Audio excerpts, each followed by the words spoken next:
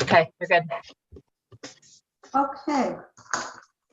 So good morning. I call the meeting to order by recognizing the traditional keepers of this land and specifically our neighbors of the Alderville First Nation with a formal territorial acknowledgement. We respectfully acknowledge that the municipality of Brighton is located on the Mississauga Anishinaabe territory and is the traditional territory of Mississauga. The Council of the Municipality of Brighton respectfully acknowledges that the Mississauga Nation are the collective stewards and caretakers of these lands and waters in perpetuity, and they continue to maintain this responsibility to ensure their health and integrity for generations to come. So welcome everyone. Like we were saying, this is June already, and it's election day in Ontario, and it's Platinum Jubilee celebrations as well as last night, as we were saying. I'll get this message off.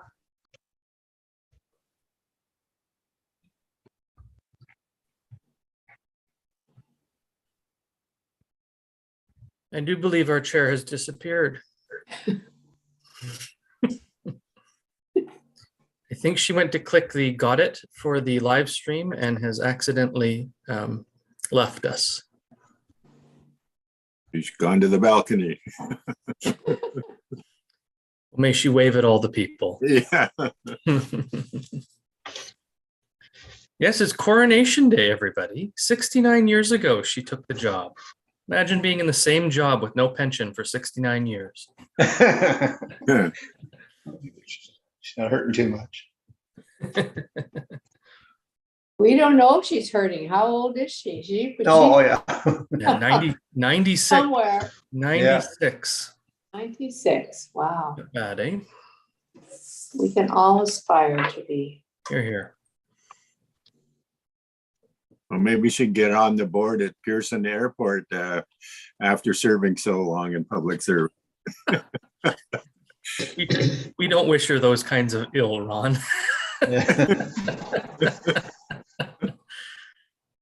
Oh, here she comes. Yeah. Are you there, Libby?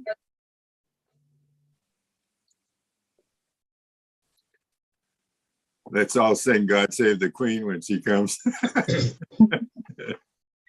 Only if we promise to mute ourselves. Yeah.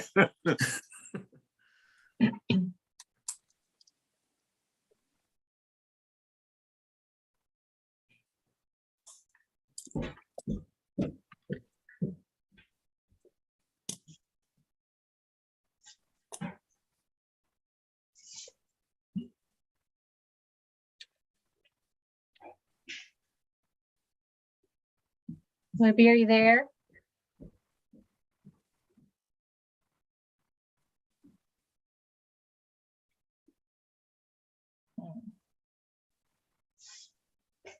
Brian, you weren't here when we were talking about the concert last night. Many of us were there. It was a great concert.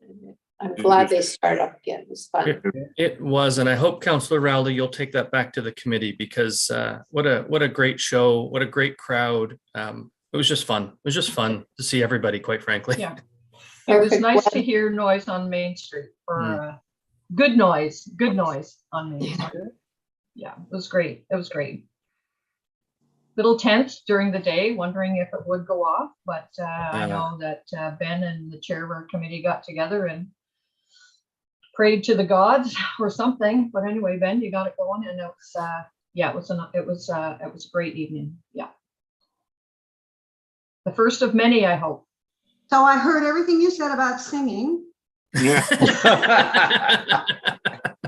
Okay. Well, how's everything on the balcony? I have a whole street full of people doing construction out here, you know, with Bell and everything. So I don't know what happened. But anyway, we'll get back to it again. Yeah, so the concert last night was great. I saw the mayor and Councillor Anderson dancing in the wet grass. Not together. So the first thing we need is approval of the agenda. I need a mover and a seconder for approval of the agenda for June 2nd Economic Development Advisory Committee meeting. Mover, please. Marty, thank you. Seconder, Emily, thank you. And are there any declarations of pecuniary interest and the general nature thereof?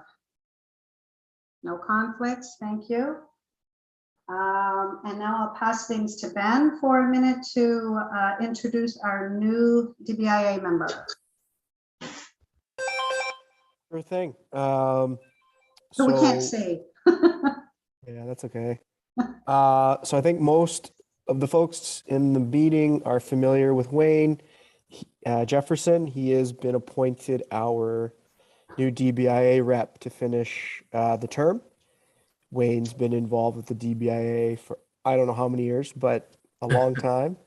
Couple. Mostly at the treasurer level, Wayne. That's correct.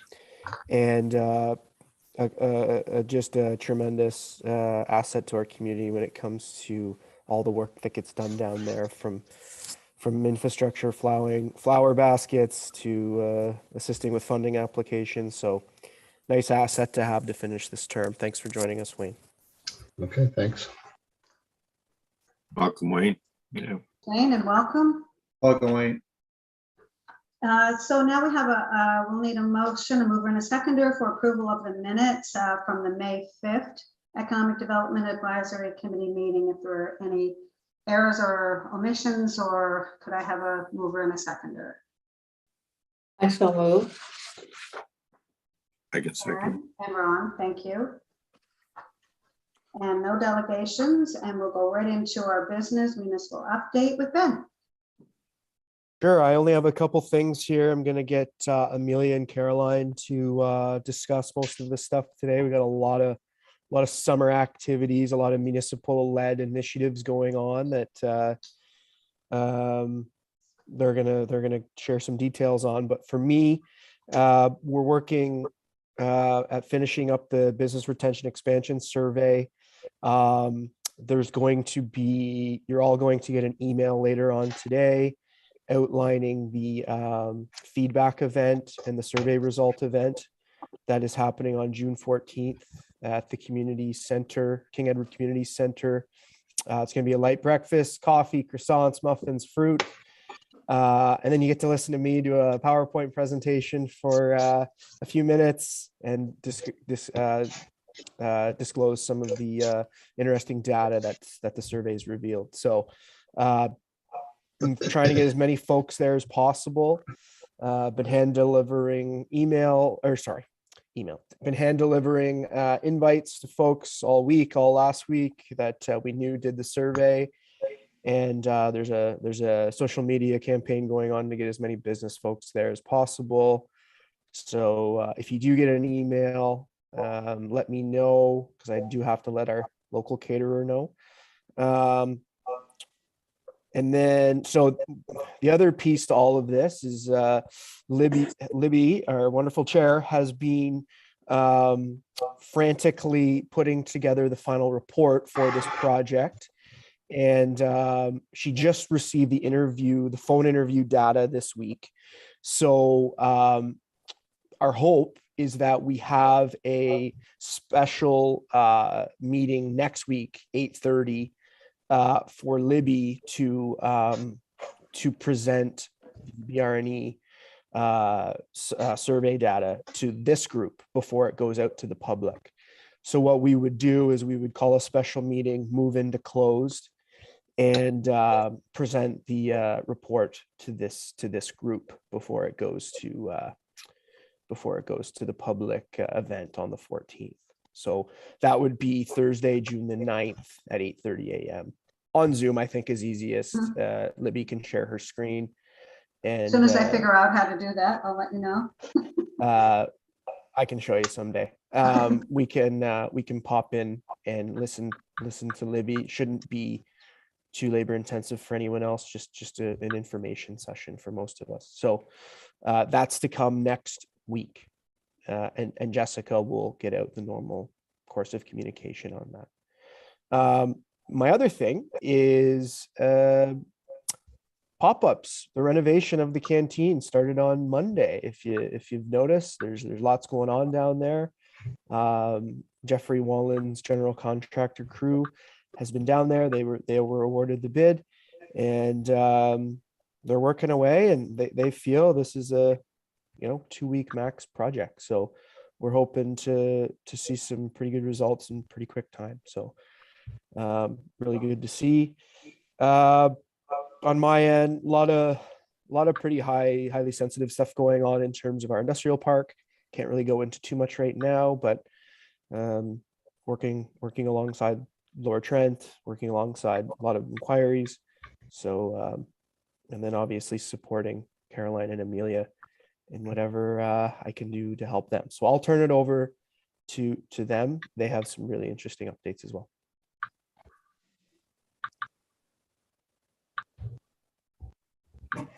Caroline.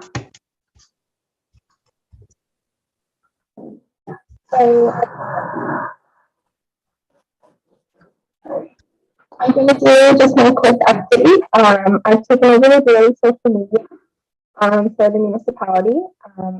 So the daily communications with the public looks like notices for agendas, road closures.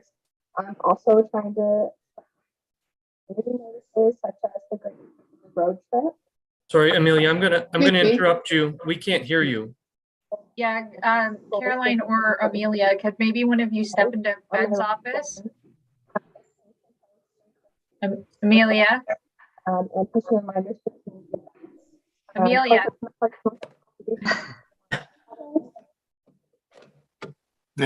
we can't hear her.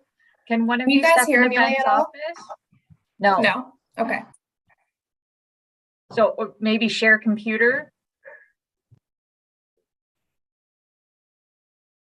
Can you hear me now? For those No, of you that don't know, they your share an microphone's office. your microphone's very muffled, Amelia. Perhaps use Caroline's.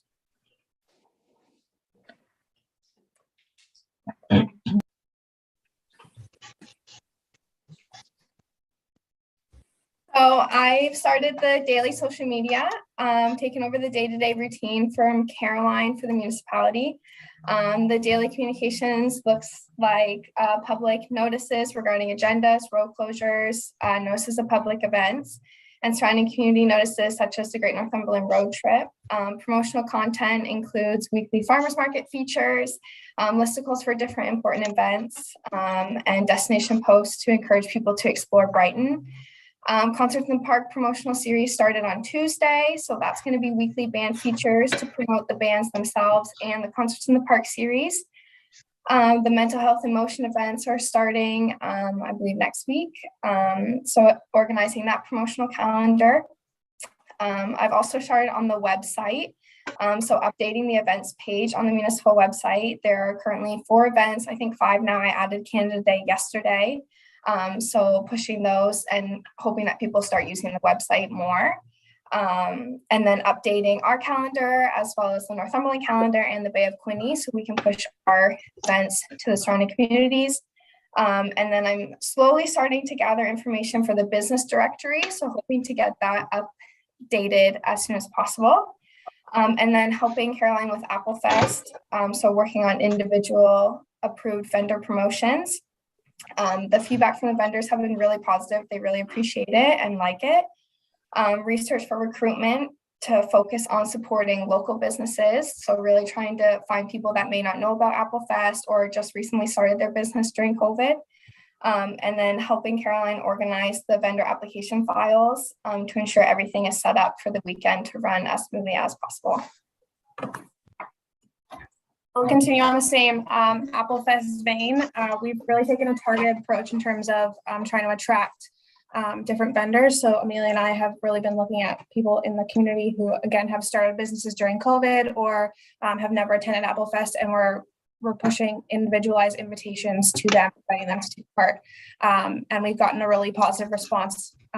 Just people happy that we're really taking a local approach and making sure that we're taking care of our community and our local vendors before we open the applications to the wider kind of Ontario community.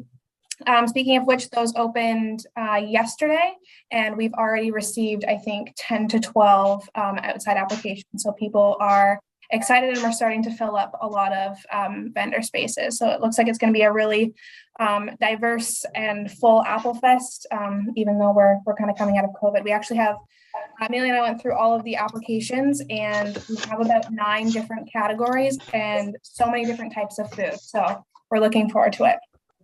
Other things that are going on, we have the curbside giveaway days that are running this weekend, June 3rd, 4th, and 5th.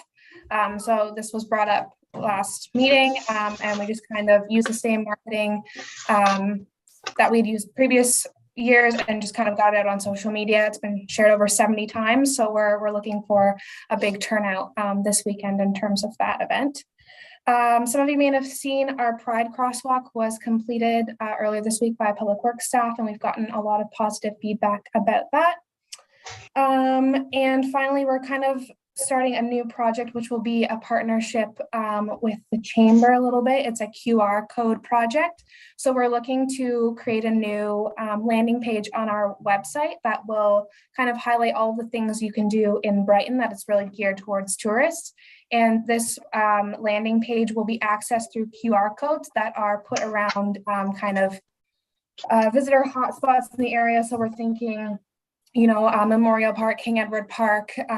Laura was going to put one down by her chamber booth, and making it accessible and just kind of an easy way to access our social media and any other kind of promotional materials that we have. And that is all for me. Okay, thank you. Thank you, Amelia and Caroline. Ben, just as a little follow-up from last week's meeting, is there any hotel update at all? No, I haven't got a hotel to come yet. No. No? All right. Are there any questions or comments or anything, Marty? Concert in the park was real good last night. I don't know anything about it. Are these bands, are they paid or town funded, or how does that work? Or downtown business approve it, provide funds for it, or? So the would you like me to take this one, Libby? Okay. The concerts in the park are an initiative put on by our community events committee. They're a small committee that is a committee of council. So they have budgeted dollars in their committee that they can use to hire the bands. I couldn't give you the exact figure of what they get per week. I don't know off the top of my head right now, but yes, they are paid.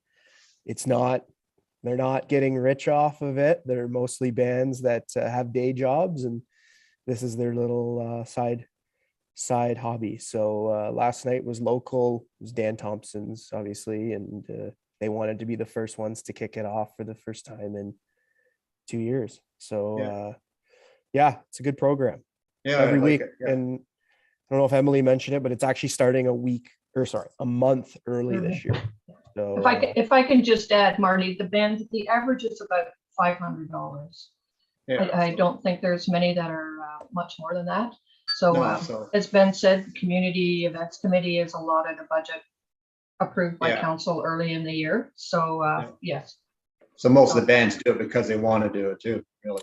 Yeah, that's right. Yeah. And the biggest part of the expense is paying the sound technician, right? Like that's the biggest logistical piece we have. Yeah.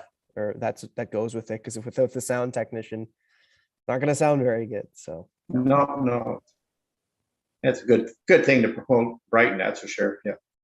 for sure. On that note, I want to mention how good the sound is in that park. I was really amazed at how with an outdoor venue, you could get such good quality sound on that. So kudos to the technician and to the people that developed that amphitheater, because it was great. Ben, I have a question, I'd like to have a little more information on the pop-ups. You said that the facility is going to be ready in a couple of weeks. Are we getting pop-ups this year? Are you asking people to come in and participate for this summer? I don't think we're going to be able to run a full program this year.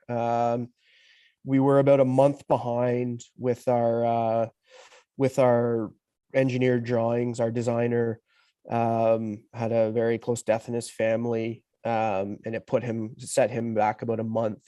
So we were about a month delayed getting our drawings and being able to go out to tender.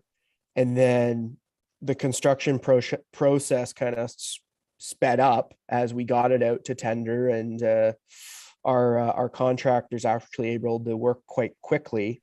But no, we don't think, you know, when it comes to lease agreements and writing those up and putting the full program together at this time, it's not going to be feasible for the summer of 2022. There could be an Apple Fest option to launch it. There could be a Christmas market option to launch it. But we want to be prepared, and we want to be full guns a blazing next summer. So we've got lots of notice. We're able to vet the vendors and the businesses that want to be part of it. We can sort out the logistics of how a food truck would sit in that area.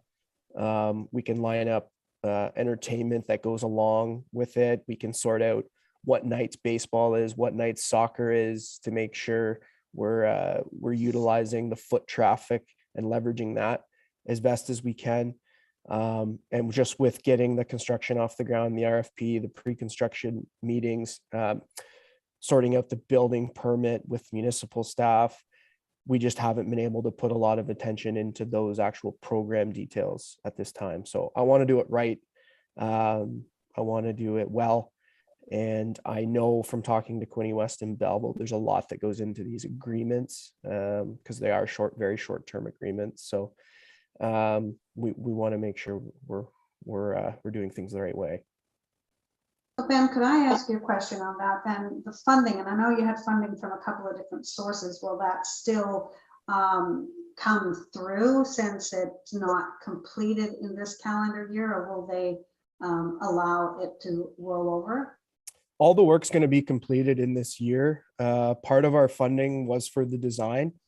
We got a $4,000 grant from the Main Street Community Development Fund. That was for the work of the architectural drawings and the design work, which didn't even quite cover it. Just to give you an indication of how all that works. And then we've got 11,700 from the RED fund, which is an OMAFRA provincial grant.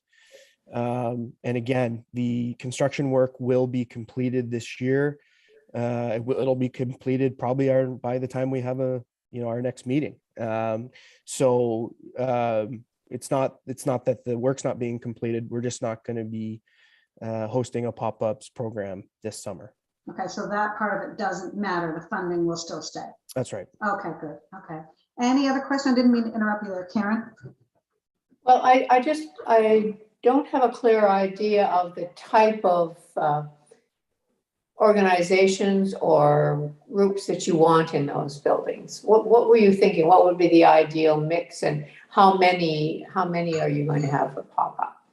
Yeah, last summer we did a very comprehensive kind of presentation on how this would operate, and I can circulate that presentation again. But we're gonna have probably room for one, I don't want to say food vendor, but some sort of vendor that, whether it's iced coffee or specialty food or specialty dessert or something like that, because they're going to have access to a sink right behind them and that kind of thing. And then the other two stalls could be for a kind of a specialty retail opportunity that maybe they're selling online right now. Maybe they're selling out of their home right now. And this gives them a first look opportunity to see what a in-person retail outlet could look like. And maybe we get them into our downtown someday. I'm not sure off the top of my head what that product looks like at all, but my original thought process is there's 3 spaces, and it could be 2 retailers and then another kind of specialty food on the side. And then we're hoping to crowd around a couple food trucks as well. It seems such a shame not to have something start in July and August even. If there's only 3 spaces, I know you guys have got so much other things to do, but is there any way we can help in getting a pilot project in there or something this year, given that the facility is ready and summer's gonna be here? I know we've got a month, but Um, it's too onerous, like the actual negotiations. Nobody has been approached to begin with, I guess. No, my main focus has been the construction and has been the RFP and working with the contractor on getting them set up. We haven't we took a very involved role in Applefest this year. We're working with the committee on organizing the entire street fair. So for Caroline and my support to her, that's a first time endeavor for both of us. We have the BR&E going on. We have the MAT, municipal accommodations tax stuff going on.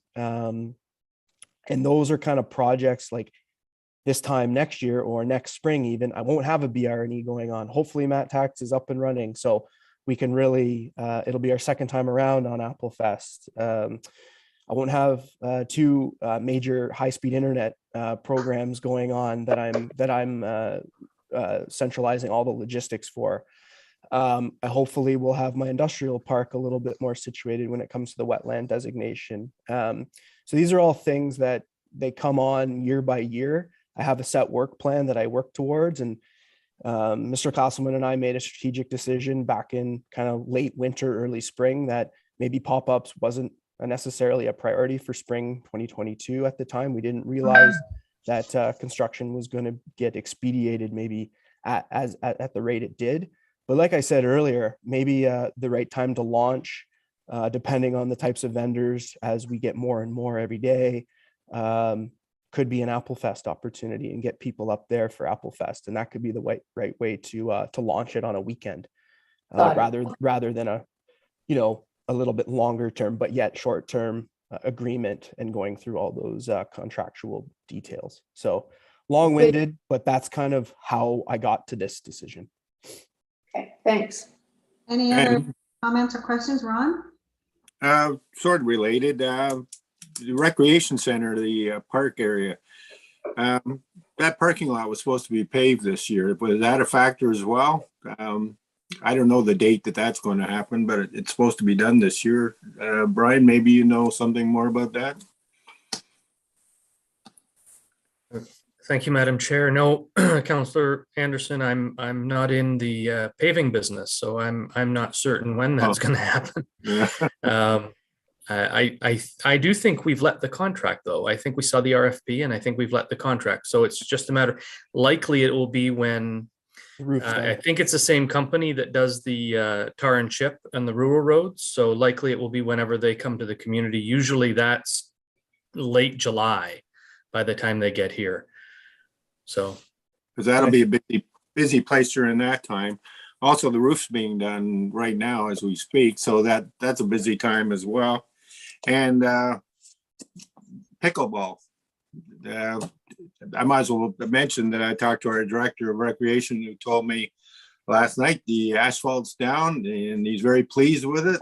And the next thing is to let it sit for a while before painters come in and they'll paint the whole surface. And there's fencing. I think that's been done, or I haven't gone to look at it, but he's quite pleased at how it's coming along. And I'm hearing about how fast things are coming along in other communities. In fact, tournaments are happening this summer already in neighborhoods near us. And I think we're going to see some real traffic coming through there if it takes off, like I suspect it will, as far as tournaments and interested parties coming to see that. So the pop-ups are going to be really valuable to that whole concept as well. So anyhow, the park's coming along very nice, and there's a future for it yet. Okay, thank you. Any other comments, questions for Ben or the team? Okay. Oh, sorry. If I could just ask Ben one more question. The industrial park, what action's going on there? I know you're working on a number of things, but what action or activity are we going to see there this summer building season? So if you remember last, I don't even know when I brought that, or when that purchase was approved at council or bylaw went through, but it's public knowledge anyway that we have a dairy kind of yogurt vegetable dip enterprise that purchased about 4.5 acres of land, and they're moving through the site plan process at a pretty professional rate here and doing things really well. So we're hoping to break ground there, maybe with them this summer, maybe fall. Great. And then I've been working for a couple of months now on lot 10. If you remember, we purchased that lot back. It's about just under a 5-acre parcel as well.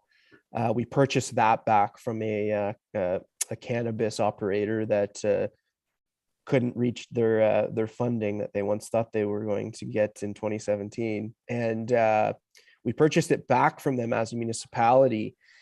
And the inquiries were coming so steadily that it started to make sense. You know, a lot of these folks that we're talking to need 1-2 acres parcels. And we had sitting there about a 4.5 piece. So I talked to, it was Preston at the time, was still here, and we talked about subdividing it. So we've been working with a surveyor on that for the last little while, and that just was deposited about a month ago. So I'm now working on 2 potential land sales subdividing lot 10. So one of the purchasers would purchase 1.25 acres, and the other purchaser would purchase the rest. And then I'm up to my eyeballs in wetland and environmental designation issues as well for the 11 acres that are not able to be developed as we speak. So we're working maybe towards a permit application there as well. And that takes a lot of time, mostly because I'm dealing with 2 consultants on it, one Joule Engineering, the other Cambium, and a lot of hydraulic and or hydrological and biologists that are telling me about invasive species that may or may not be there. Obviously, we've got to keep the folks at Lower Trent Conservation happy. We're looking at all sorts of forms of compensation, and it's very, very complicated matter. I'm learning a lot. And so those are kind of the 3 big things going on in the industrial park right now. As well, we do have other sales that have been finalized with folks that are going through the site plan design and are running into snags, and we're working with them almost daily between myself, Paul, and Samantha. So very onerous piece of my job, but I understand how important it is to continue to develop it. And we've got 2 new builds out there that are, I noticed yesterday, we're getting overhead doors put on and are slowly completing those builds. So that looks really good. We're closer and closer to a deal with Enbridge to get natural gas installed at a rate that'll come significantly under budget, which we're quite excited about. I just found that out yesterday. So lot going on out there. Oh, great. Good. Okay. Lots of good news. Thanks, Ben. No problem. If I could circle back to the BRNE just for a minute, I hope you can all make it on June the 9th. I think there'll be some interesting things that you always knew, but now it will be backed up by the science of the study, and there will certainly be some new information for you too, but it's important for everybody. This committee originated the project, and it will be great feedback for myself and for Ben in particular, because he then has to present it to the business community. So if there's any tweaking that needs to be done in the presentation and the results and that sort of thing, this would be a good team to do that for us. So I hope you can all make it next week. So if that's the end of Ben's report, we'll move on to Wayne for the DBIA update. Wayne, you are muted there.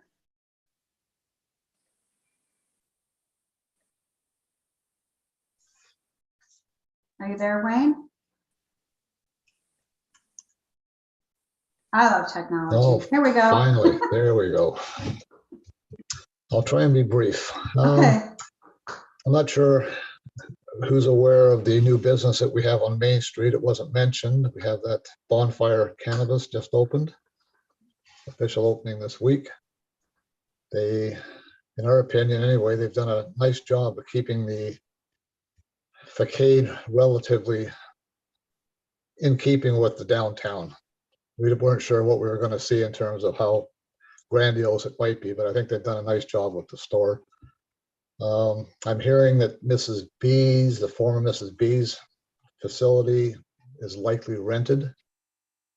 I'm not sure what's going in there, but they were cleaning windows, so I thought that was a good thing to see, seeing that for 2 years they've been kind of filthy. So storefront wise on Main Street, I mean, we're down to one potentially open storefront.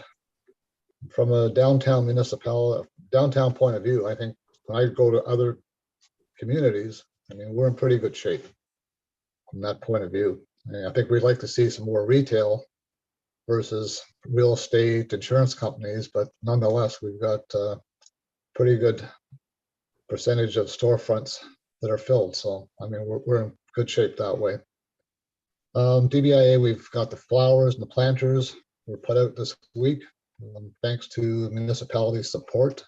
The DBIA makes the purchase for those items, and then we get the support from the municipality to maintain the watering and so on. A little bit of color on the streets, kind of nice. We've had the banners in conjunction with the Brian Todd Foundation. We've got the children's artwork up on the lamppost throughout town, along with the flags. Again, another bit of color, a little bit of something for people to look at. I'm going to kind of step over maybe Chamber of Commerce a bit here, and Laura and so on, but we've got a project potentially going on with wall art on the Lola's facility. I don't know if people are aware of that. It's in the preliminary stages for sure, but again, could be a nice addition for the downtown. As well, we're going to be revising the wall art in Casey's Lane. We've got another 4 panels to go up with the banner type artwork for it's a school, again, the children's art from the schools. We should be updating that next week. And I'm hoping to continue to complete that project with getting some lighting installed down that laneway. We've been having some issues with people taking their dogs for walks down in that area, and just general, the upkeep is always an issue. It's kind of a spot where people go to do things we don't necessarily want them to do. So we're hoping to put some lights in there if I can get some support from the municipality. It was a project we started last year, and we didn't seem to ever get to the finish line. So I'm going to be looking to our council support, Emily Rowley, to maybe bring something back to council to see if we can get a little more funding to complete that one. Music on the street. So we have now started, I guess, last week to have 2 or 3 days a week music for a couple of hours, probably Fridays and Saturdays, possibly Thursday. So that started last week. So again, things are starting to, you're just seeing a little more activity downtown. So that's all positive. And that's about all I have to say for now. Thanks, Wayne. That's a great report. Things are looking great, and things are feeling busier in the downtown for sure. Does anyone have any questions for Wayne? Ben? Yeah, I'll just follow up on Wayne. I was actually, if anyone's ever had foot, hand, and mouth disease, I'm the one of 100,000 adults that gets it. So I wasn't able to go to the grand opening last week at the Bonfire retail cannabis outlet, but I went in yesterday and talked to the staff, and what an incredible transformation of that space they've done. And nice fellows for sure. And doing some really cool stuff workshop wise.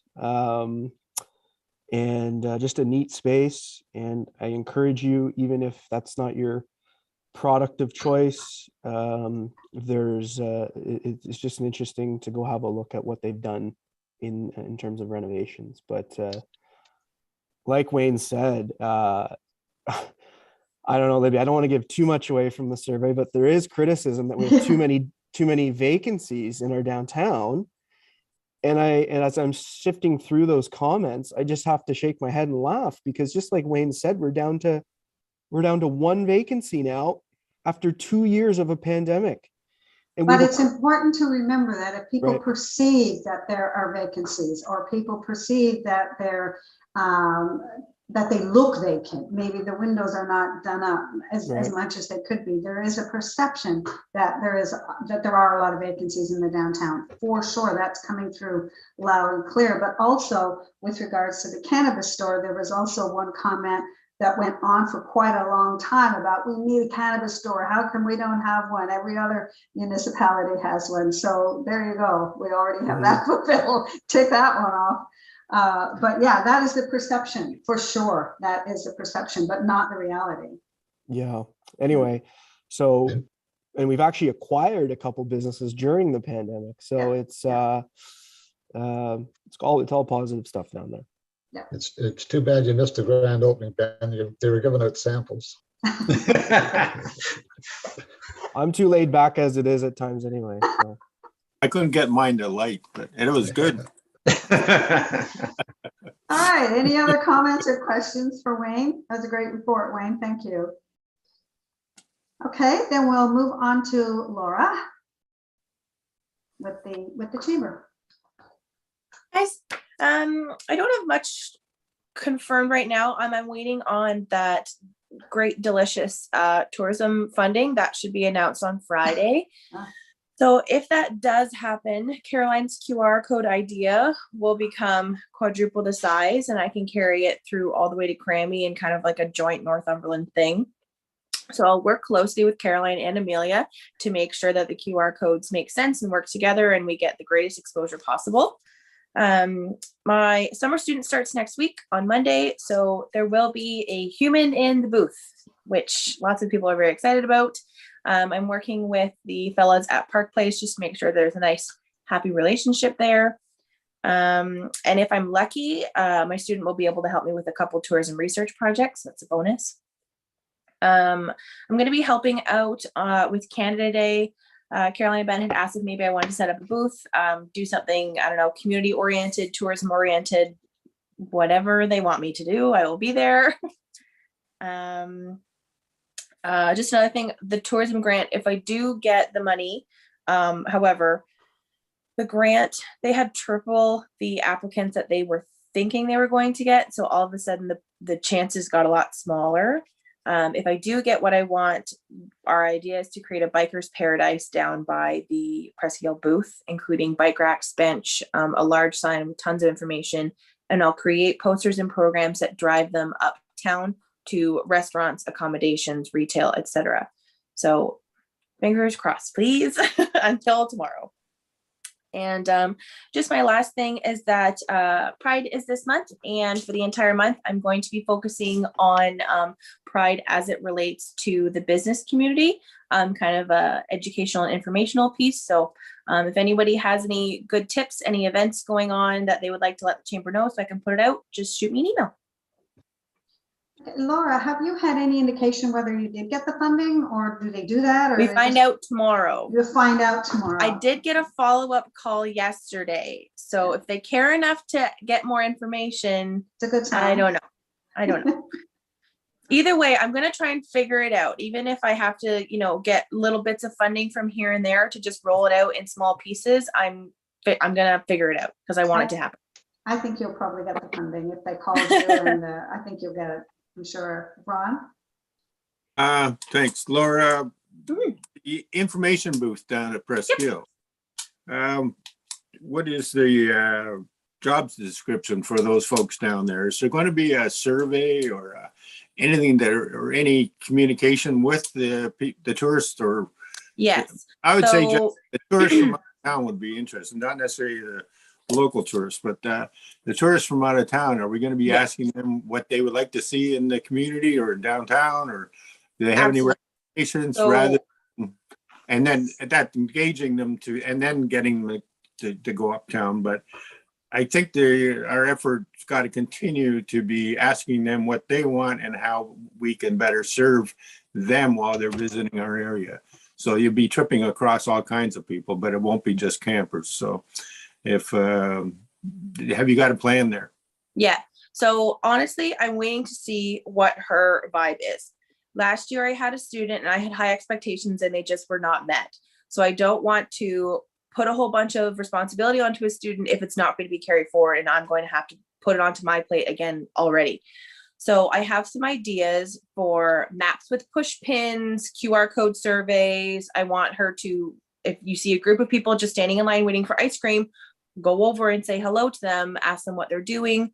There's a bunch of new material that we're going to put in the booth, and I want her to literally go out with a stack of flyers and maps and Bay of Quinte guides and hand them out to people. And the addition, hopefully, of the benches, etc., will create a seating area for tourists to take a minute right beside the booth, which will again give the student an opportunity to go chat them up and figure out where they're from. Okay. While I'm on that subject, on Alice Street, there's that computerized Bay of Quinte had put that there with the all the information about the community and where you are and where this is. Has that been updated? Is that going to be used this summer? That doesn't have anything to do with me at the moment. I'm definitely willing to help figure out how to make it my problem, but as of right now, that doesn't have anything to do with the chamber. I can probably give some sort of answer for that, Ron, if you'd like.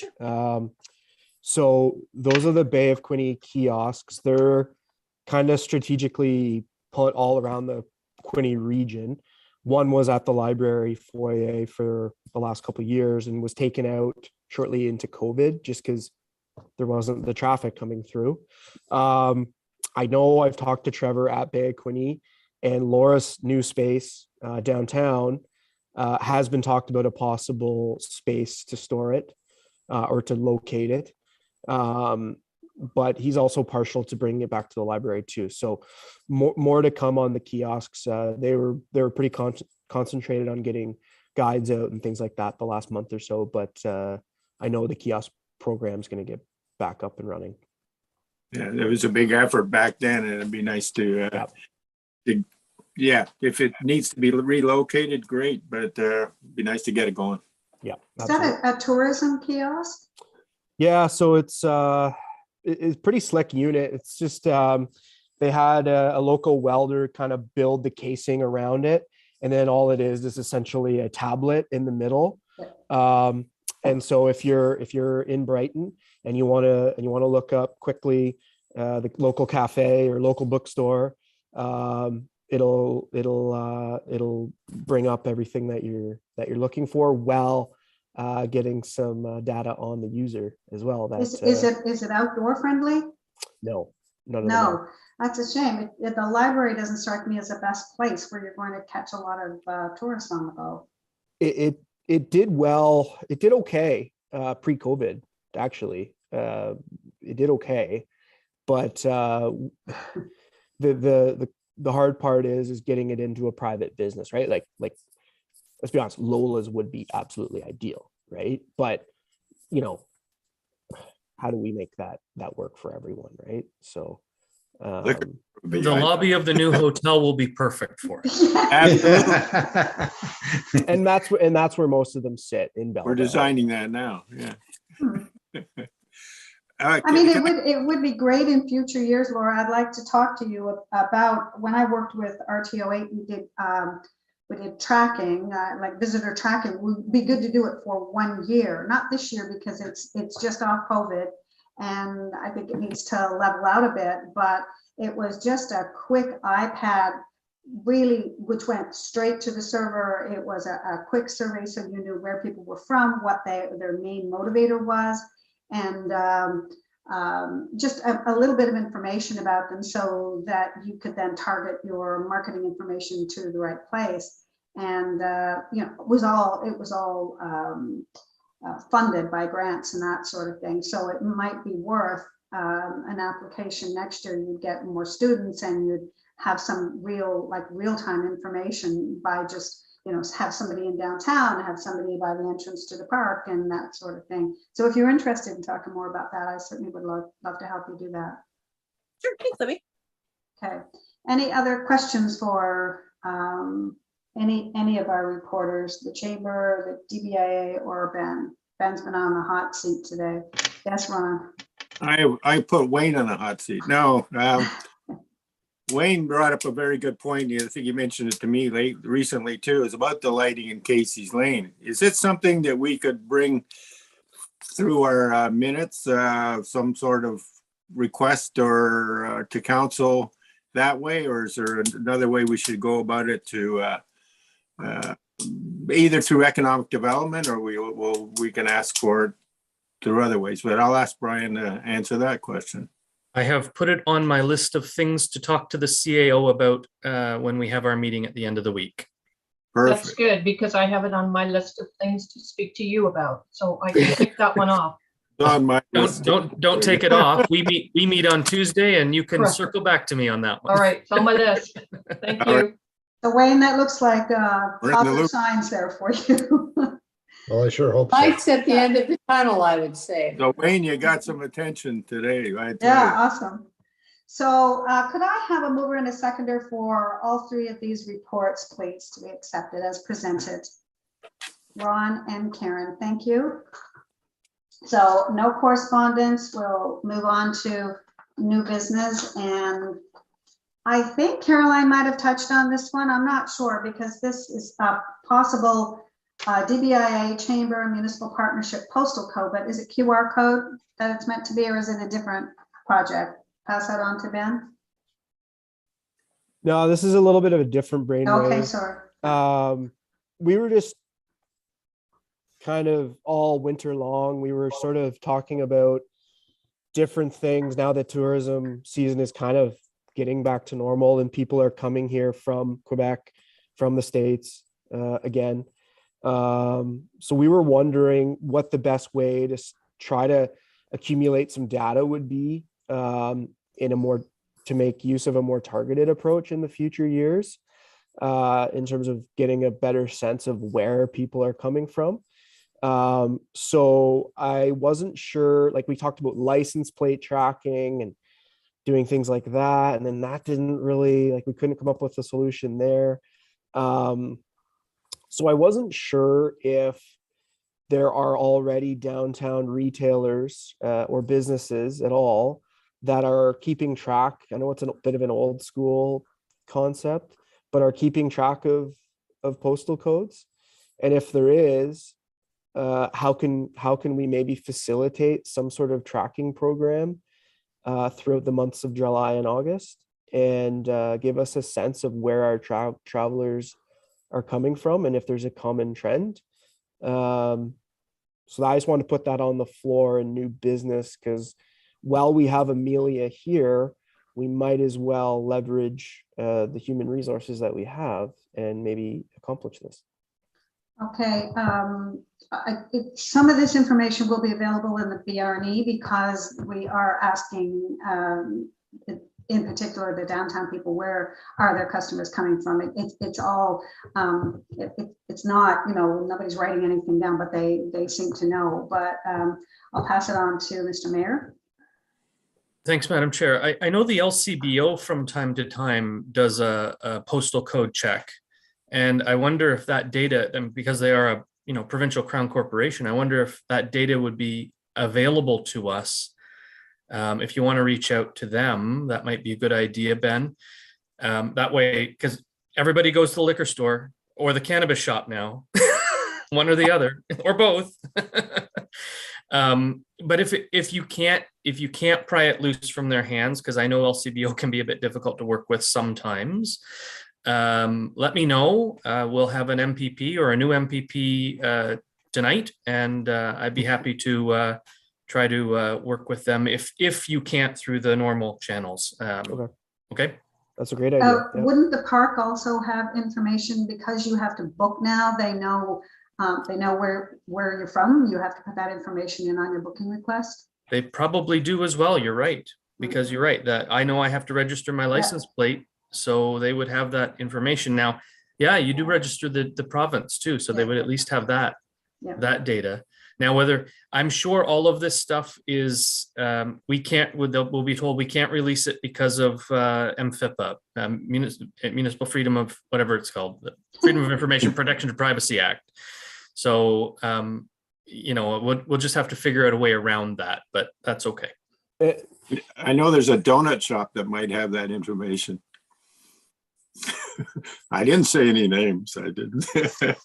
And I was trying to keep it to a downtown user concept. Like, is there a certain location that's coming to our downtown? Maybe they are campers as well, but but probably the campers are buying booze as well. So that's a tough one. I don't know. Unlikely. We know there's no alcohol in the park, so. Oh, okay. So it just seems as though we really have a need to track our visitors, and there's a couple of good suggestions there, but maybe we can work towards putting a really good program in place for next year when things get settled out. This year it's still a bit of both, but I really think that it's worthwhile doing, because then we know who they are, and we know what they're looking for as well. Any other comments on that? Or Ron, sorry. You say do it next year? This is important stuff. I think there's no reason why we can't get something together by at least July to start collecting this information. And even Laura with her tourism booth can be asking where they're from if you want to use a postal code, or just say, where are you from? There's nothing wrong with that. And so I think that information is going to be very valuable for the future and for what we want to do if we want to move on the tourism aspect of it. So I remember when I was on the tourism committee in Trenton in the chamber years ago, we got information from the liquor board and liquor store and the beer store. Beer store also was collecting the information for postal codes. So I don't think they're too tight, too restrictive. I don't think maybe it's not something the municipality should be caught up in, but but it's just a postal code. We're not asking anybody their address or where they're living or their name, or I don't think it's a crisis, but I think it's very important to get that information. I agree, and I think it's worth an ask. Yes, Laura. If I could, I think what Libby means is if we're going to create a formal program that runs long term, that would be next year. There's no way we can create something for this year. What we can do is, at the very minimum, take postal codes, have the student, like I'm even talking a wooden box with a little slot in it, and she'll ask you to put in where you from. Even then, compiling that information into a document, when I only work 25 hours a week, it's going to take me some time. So we can start it this year, we can get it going, and then we can use that to request funding, probably from Bay of Quinte. They'll probably be all over that, to put money into this, to maybe create a QR code where they just scan it, type in a postal code, and then a cute little map pops up and their pin drops. I don't know, but that would have to be long-term. But for this year, yes, I can help with at least getting old school paper in a box postal codes. I would say that Northumberland Tourism would be happy to get involved in that project as well. Bay of Quinte Marketing is just a little bit more loose and free with their money. So I'll try both. Okay. I'll look into the liquor store as well. Cool. Cheers. So if we lose Ben for a while, we know where to find him. All right, so we'll move on now.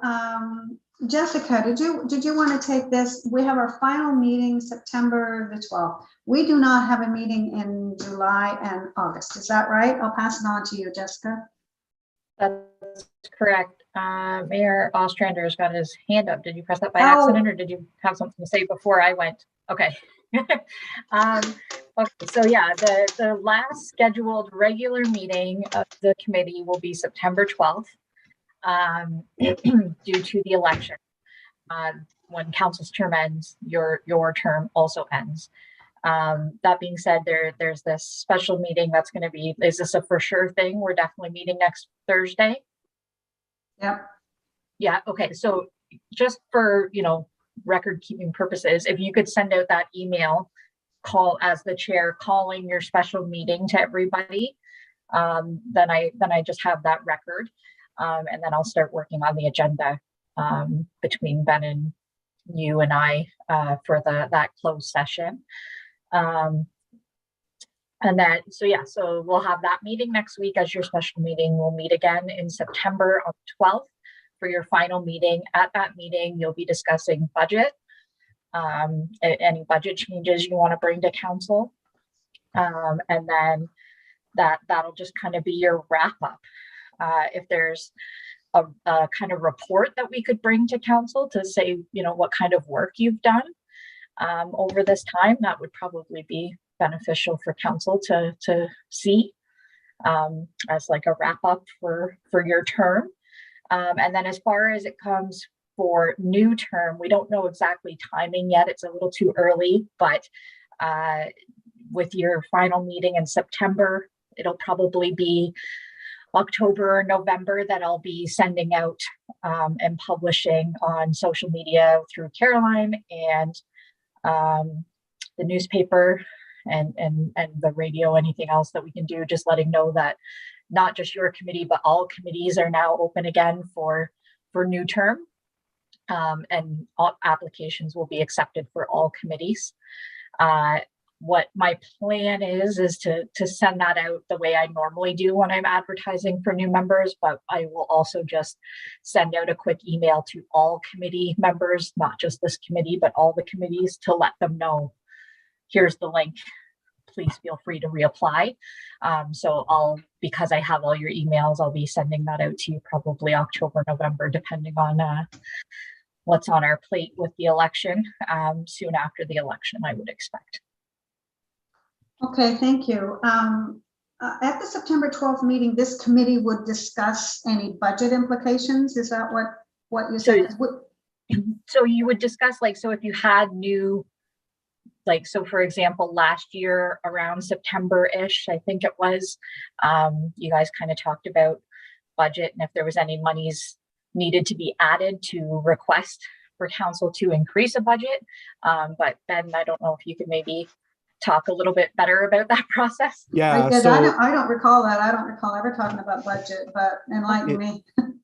It's not like the committee doesn't have the authority to come up with projects and suggest that, we need to budget $50,000 for me to do a study or to go buy a whatever. It's more about, do we need a little bit more in the committee's budget for a meeting, right? Do we want to pay a speaker to come in? Do we want to, if we get back to meeting in person frequently, do we need extra monies for office supplies? I don't know. That it's more about the actual committee's budget, not economic development initiatives that I undertake in my budget that council approves. Right. Okay.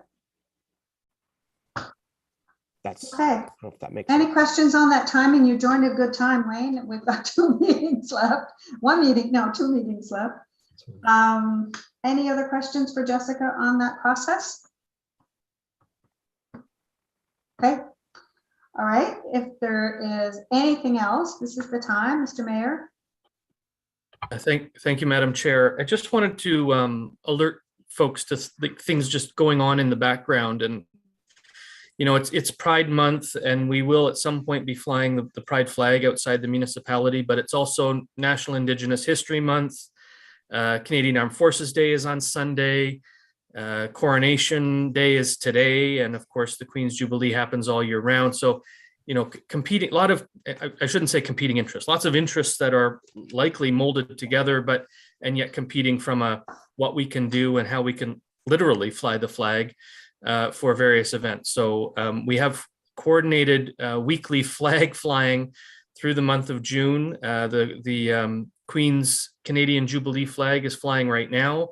It will come down. The RCAF flag will go up on Friday because Canadian Armed Forces Day is on Sunday. That will come down, and I think the Pride flag will go up for the next week, and then the flag of the Mississauga Nations will go up after that for National Indigenous History Month, and I think Aboriginal Peoples Day is sometime around June 21st. So lots going on from a let's fly the flag and celebrate things across the province, around the world, around in the country, and certainly in Brighton. Wayne mentioned the mural on Lola's. We're going to cautiously go down that road. We're trying to get permission from the business owner to go ahead and do that, having some gentle conversations around that. So not sure how quickly this is going to happen. It was sort of a hope that we would have something up in advance of Applefest. I'm less optimistic about that today than I was a week ago, but again, we'll continue to endeavor to go down this road with the property owner. Prom. There will be a prom this year for the high school students. It's on Friday. Minor prom parade, not the sort of regalia we once saw with boats and tractors and so on. The OPP have put a kibosh on that, so they will be in their cars and seatbelted. Apparently, that is the fun times we're going to have. So I've already seen lots of complaints on Facebook. Some of the parents are not happy about that, but this is a law enforcement decision. It is not a municipal decision, and it was done in conjunction with the school and the school board. I have been asked to greet the students with the principal on the way into the high school on Friday night, so I will be there, and Tammy and I will be joining them all for dinner, and then we'll be going home. So this is the first time Tammy and I have had a chance to go to prom, even though we went to high school together. Imagine that. So those are my very quick updates. And just Jessica, to circle back on the committee appointment thing, council will be sworn in sometime. The new council will be sworn in sometime the middle of November. That's right. So likely those advertisements will want to go out after council's had a chance to decide what non-mandatory committees they'd like to see for the year. So I wouldn't expect the clerk's office to be able to put those advertisements out for committees like this one until December or even the new year. So just for everyone's information, the statutory ones will go out right away, but the ones that aren't mandatory will go out after council decides what committees it wants. So we don't know who will be around the table. So hopefully it's if it was my wish, it would be a very similar council. Quite frankly, I think we've worked well together, but that's just me talking. I'll leave no comment. Thank you all. Thank you. Anyone want to comment on that? Thanks for everything there, Mr. Mayor. Sounds like a very busy month for council. Could I have a mover and seconder to adjourn the meeting, please? Can I ask one question of course. I didn't hear anything mentioned about a Canada Day parade. Has that been ruled right out? There's no Canada Day parade, but there are celebrations in King Edward Park on July 1st, beginning with a pancake breakfast by the Kinsman Club. I think it starts at 8 o'clock. There'll be fun and games all day till about 4. And then from 7 until 9, I believe we have music in the park again with a group called, I believe, Ben Downbeat, mostly Canadian music, which will be really nice to listen to, and then fireworks at dusk. So there's a full schedule for Canada Day, Ron, but no, it does not include a parade, which is something really we haven't done for many. I don't know if we've ever done a Canada Day parade. Yeah. It hasn't been done certainly not in the last 10 years. No, maybe longer. Yeah. Also on Canada Day will be that will be Brighton's Queen's Jubilee celebration. Correct. And there will be a fly past from the RCAF at some point that day. I think at 11 o'clock is when they're planning it for the opening ceremonies. Correct. And we'll be announcing the Citizen of the Year in the park that morning as well. Correct. Well, that question brought out a lot of good information. That's good. Thank you. There you go. Okay, mover and seconder for adjournment, please. Mover, Ron, second. I'll Marty? second it. Okay, thank you. We'll see you next week again. Thanks very much, everybody. Thank you.